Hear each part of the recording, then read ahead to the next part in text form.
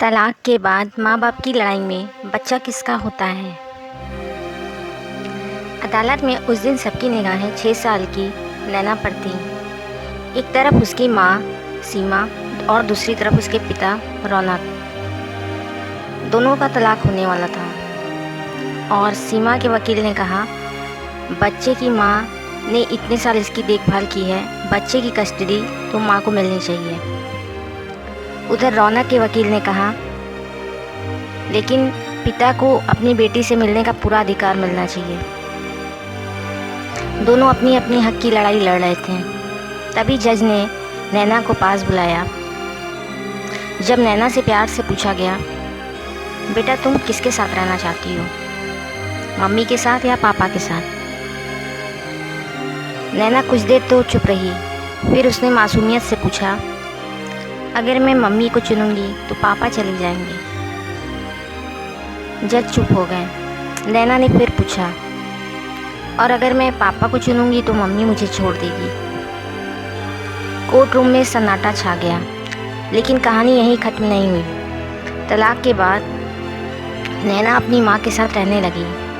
शुरू में रौनक हर हफ्ते उससे मिलने आता था, लेकिन हर बार उसकी माँ सीमा कोई ना कोई बहाने बना देती थी। कभी कहती नैना की तबीयत ख़राब है, कभी कहती वो सो रही है, तो कभी कहती आज उसे कहीं जाना है। धीरे धीरे मुलाकातें कम हो गईं।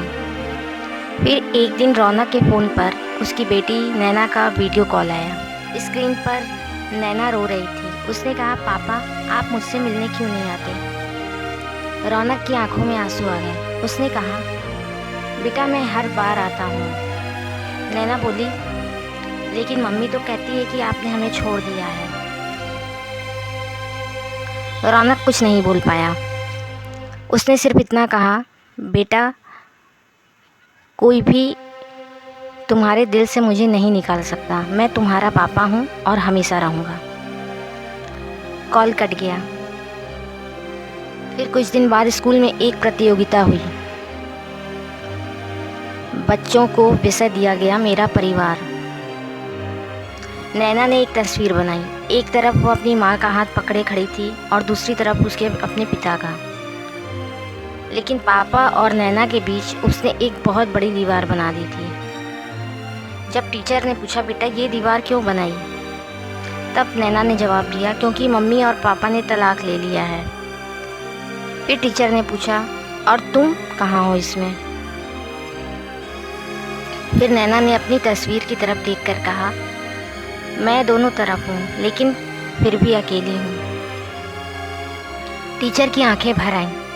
उन्होंने वो तस्वीर उसकी माँ सीमा को दिखाई। सीमा उसे देर तक देखती रही। फिर उसकी नज़र उस दीवार पर गई। उसे अचानक समझ आया कि रौनक से बदला लेते लेते उसने अपनी बेटी को ही सज़ा दे दी थी। उस रात नैना सो रही थी और सीमा उसके पास बैठी रही। उसके बाद उसने रौनक को फ़ोन किया और बस इतना कहा, कल आ जाना, तुम्हारी बेटी तुमसे मिलने का इंतज़ार कर रही है। अगले दिन जब रौनक आया तो नैना दौड़कर उसके गले लग गई। फिर उसने मम्मी का हाथ पकड़ा और पापा का हाथ पकड़ा और दोनों के हाथ एक दूसरे में रख दिए। नैना मुस्कुराई और बोली, अब आप दोनों लड़ना मत, क्योंकि मुझे मम्मी भी चाहिए और पापा भी। उस दिन सीमा और रौनक समझ गए कि तलाक पति पत्नी के बीच तो हो सकता है, लेकिन माँ और पिता का रिश्ता बच्चों के साथ कभी ख़त्म नहीं होना चाहिए, क्योंकि बच्चा किसी एक का नहीं होता, वह माँ के दिल का भी हिस्सा होता है और पिता की भी दुनिया होती है।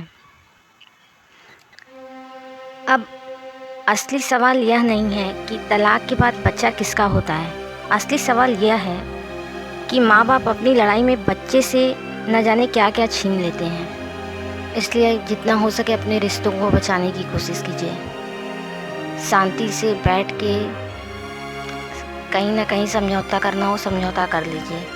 किसी ज़िद में आकर, किसी के बहकावे में आकर अपने रिश्ते को ख़राब मत करिए। धन्यवाद।